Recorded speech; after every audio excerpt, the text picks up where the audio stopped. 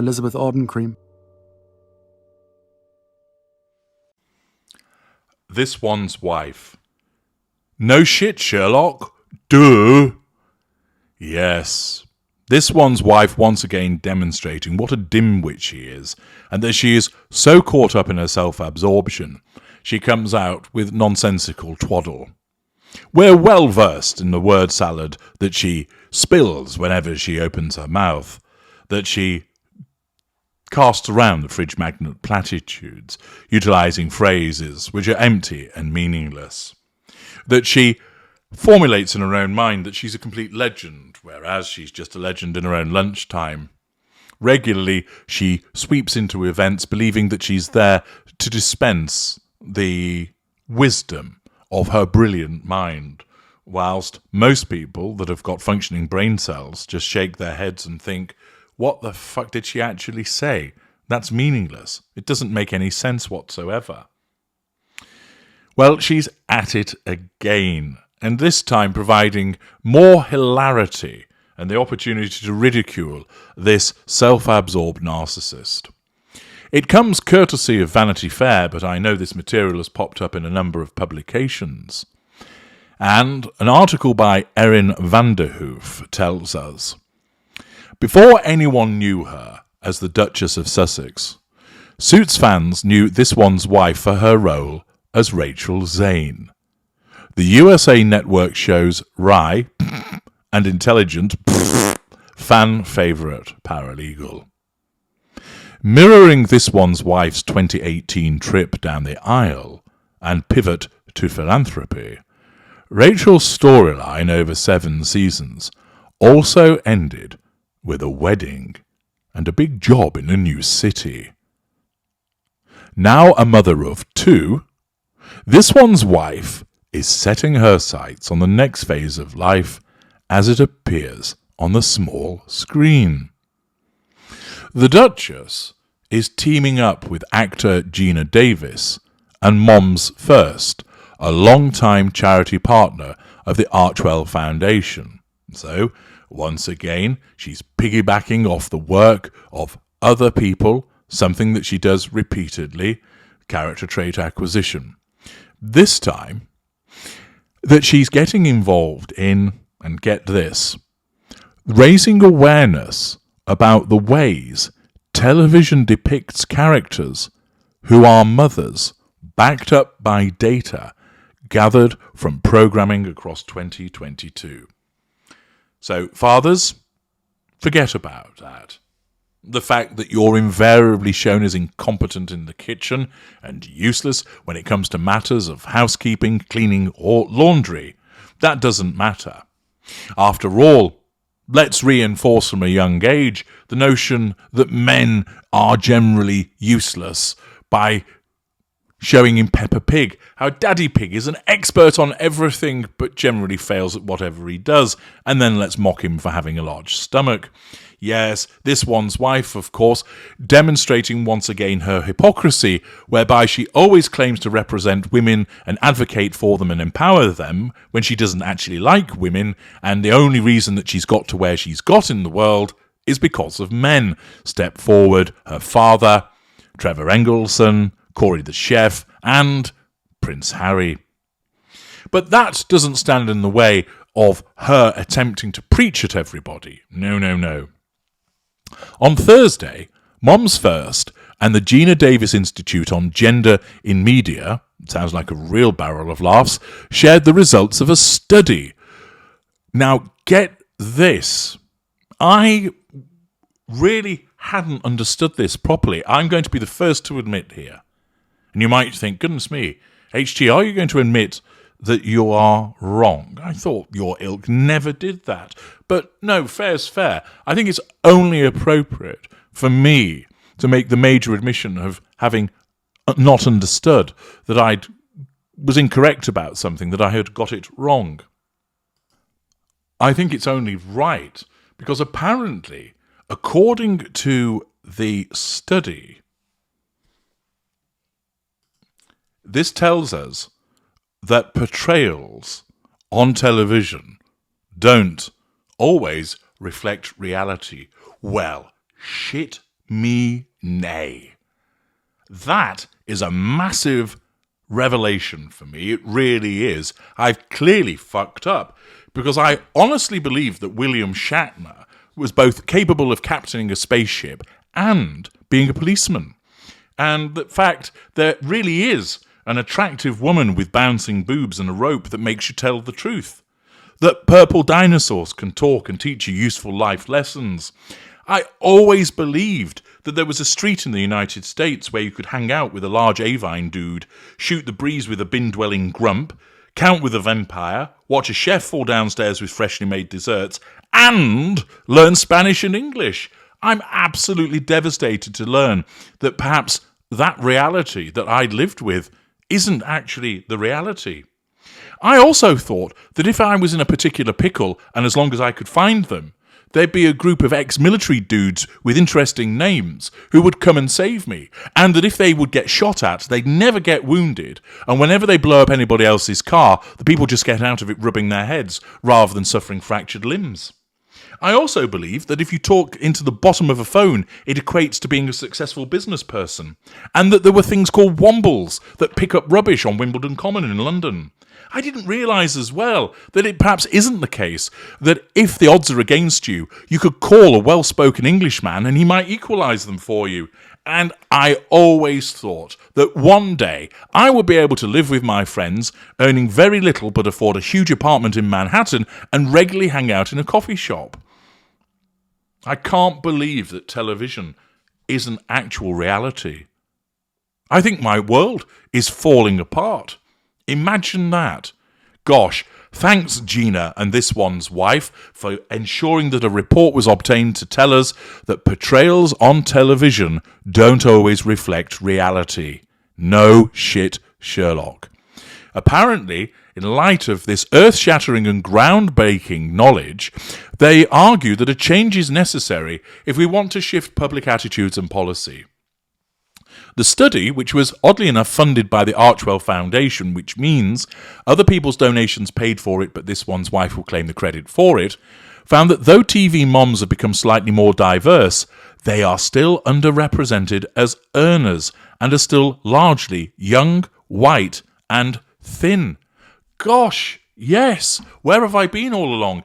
I just thought that a mum lived in the kitchen and that at the beginning of each day she had the time and the energy to produce a massive breakfast of fruit and toast and cold meats and cheeses and pancakes and syrups and cereals and orange juice, which everybody would then look at and go, can't stay, got to get on the bus. I thought that's what just mums did. Or occasionally they were seen comforting somebody. I never realised that mums actually had lives of their own and went out and did jobs. I never realised that they were surgeons and lawyers and teachers and pop stars and lollipop ladies. I didn't realise that they worked in stores or that they were scientists or that they could now undertake professional football. I just thought that they lived in the kitchen and occasionally took people to the park and to parties because that's what television said. I hadn't realised, and I'm sure you hadn't realised, that actually that's not reality. The article continues by patronisingly telling us that in 2022, when a couple with kids under 18 had a clear breadwinner, they were male 86.5% of the time. The study found that childcare and the realities of keeping a house running are largely erased. In an interview with Vanity Fair, Davis says she was surprised by how dated the various portrayals of TV moms seemed. The representation of motherhood seemed like such a throwback, she says. It didn't reflect modern reality anywhere near as closely as I hoped or imagined. Does that mean, therefore, that when I go outside, there isn't going to be a TIE fighter that I can climb into? Bugger. In a statement, this one's wife explained her reasoning for signing on to the project. I'm vastly unpopular, and I'm doing anything I can to make me seem popular. I don't know what I'm talking about most of the time, but I just spew out this word salad in the expectation that it makes me sound good, she said. I beg your pardon. She said, my past experience as an actress, and now today as a producer of what? Shite, and mother, what, you're never with your kids, have amplified, new word for her, amplified, my belief in the critical importance of supporting women and mums, both behind the lens and in front of it, she said. This report about the portrayal of mothers in entertainment highlights the gaps we need to fill to achieve true representation in the content we create and consume. I'm honoured to support this work through the Archwell Foundation. So, you've discovered that television portrayals of mothers isn't like the reality. So, what are we going to actually have now? Are you just going to put on some television programs that shows a mother getting up, making breakfast, caring for the kids, putting on the laundry, going out doing a day's work and coming back, then helping with the homework, cooking dinner? We know that women do all of these things. And we also know that men do these things too. But hey, make lots of television programs about that. I'm sure they're going to be a success. After all, it's not like we've seen a succession of trailblazing women in television over the years, have we? It wasn't the case that Lucy Ricardo stood up to her husband repeatedly in I Love Lucy, and that she had all of these dreams which she pursued with passion. It wasn't the case that we saw Lois Lane, who demonstrated her commitment to truth and justice and the American way of journalism as being the girlfriend of the Man of Steel. And of course, we can forget about Nancy Drew. I mean, it wasn't the case that she was a leading detective, was she? Or forget about Lieutenant Uhura in Star Trek. Nichelle Nichols' presence on the 1960s sci-fi series, we'll just overlook that. She wasn't trailblazing at all. I mean, after all, not only was she female, but she was also black in a major role in a major series. But we'll just put that to one side. We don't really need to care about that. No, all of these things, they're completely irrelevant, aren't they, in terms of trailblazing women? Claire Huxtable in The Cosby Show. What about Captain Janeway in Star Trek Voyager? A woman captaining a spaceship. Lisa Simpson's in The Simpsons as well. She's been around for years, and she stood tall for brainiacs everywhere. You had Roseanne. She had a show to herself, and that was a realistic portrayal of a working-class family. What about Dana Scully in The X-Files? Whip-smart, hyperlogical, a measured purveyor of science? Yeah. Ally McBeal as well. She was labelled a trailblazer as a consequence of the fact that, although she wore her heart on her sleeve, she wanted to have the perfect job and the perfect man.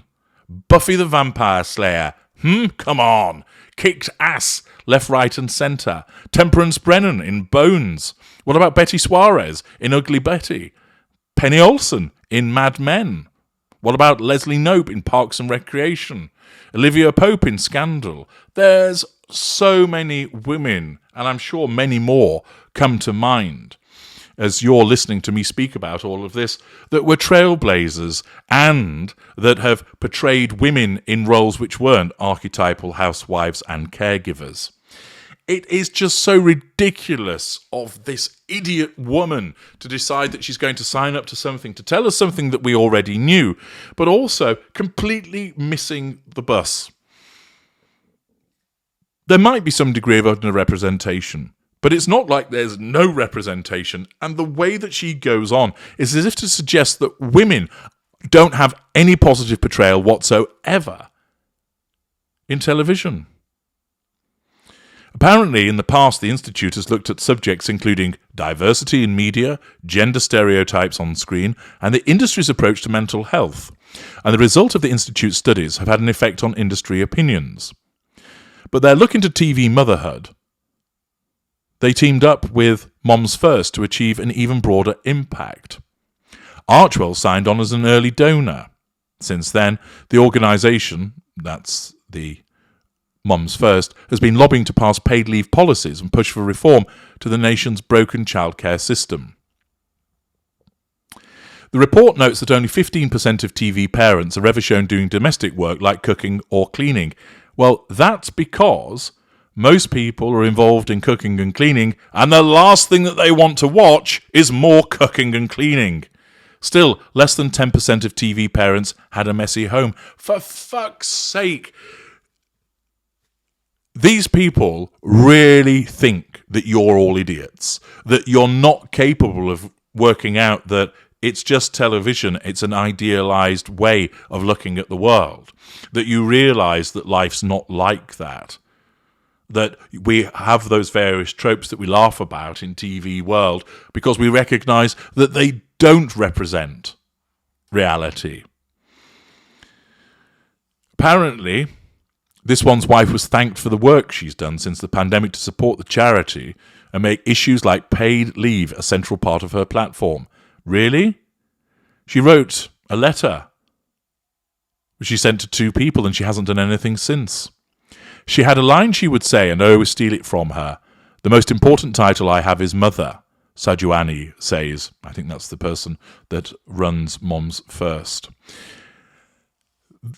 The one ask is to show our multidimensionality. What the fuck is that? Show us both as mums and workers. Don't just show one or the other. Show us as we are, both. There are plenty of programmes that show people as mums and workers. But nevertheless, whilst of course this is well-intentioned, the fact is that once again, this one's wife gets involved in something to make her look good, spouts some word salad, but it's actually something that's just preposterous. Fancy that. Did you know that what you watch on television may not be an accurate representation of reality? I think you're all going to have a lie down after being delivered that monumental news. And it's hardly a surprise that a dipshit narcissist, such as this one's wife, would be involved in telling the world, guess what? Television isn't reality. I'm H.G. Tudor. Thank you for listening.